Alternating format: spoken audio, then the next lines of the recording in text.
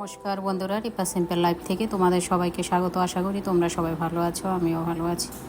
আজকে আমার এই রেসিপিটি যদি ভালো লাগে অবশ্যই লাইক কমেন্ট শেয়ার করে পাশে থাকবে পরবর্তী ভিডিওগুলো দেখার জন্য। আজকে আমি ছড়া কচু দিয়ে আমি চিংড়ি মাছ রান্না করব। তো এটা তোমরা কে কী নামে ডাকো অবশ্যই জানাবে কমেন্ট করে। তো আমি এর জন্য দেখো চিংড়ি মাছগুলোকে কেটে ধুয়ে পরিষ্কার করে কড়াইতে একটু তেল দিয়ে এগুলোকে আমি একটু ভেজে নেব। তো এই ছড়া দিয়ে চিংড়ি মাছ খেতে কিন্তু ভীষণ মজাদার হয়।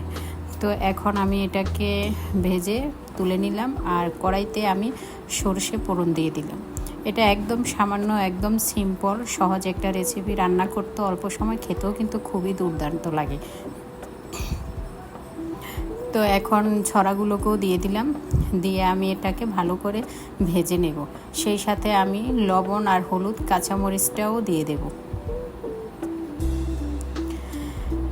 তো কাঁচামরিচ, হলুদের গুঁড়ো, লবণ এগুলো কিন্তু একদম সামান্য উপকরণ দিয়ে রান্নাটা করা হয়। তো এখন আমি এটাকে একটু ভালো করে কষাবো। তারপর এখানে আমি 1 চামচের মতন লাল মরিচের গুঁড়ো আর জিরে ধনিয়ার গুঁড়োটা দিয়ে দেব।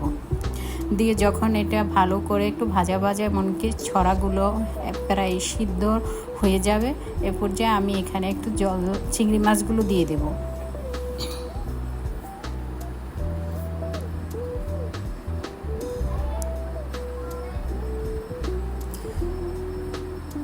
তো চিংড়ি মাছগুলোকে দিয়ে এটা আরও ভালো করে কষাবো।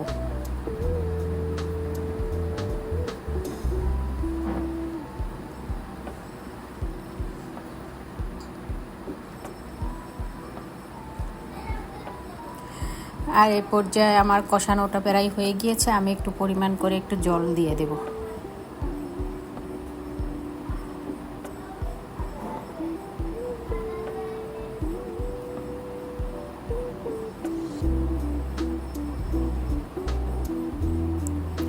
তো জলটা আমি দিয়ে দিলাম, একদম সামান্য করে জল দিয়ে দিলাম।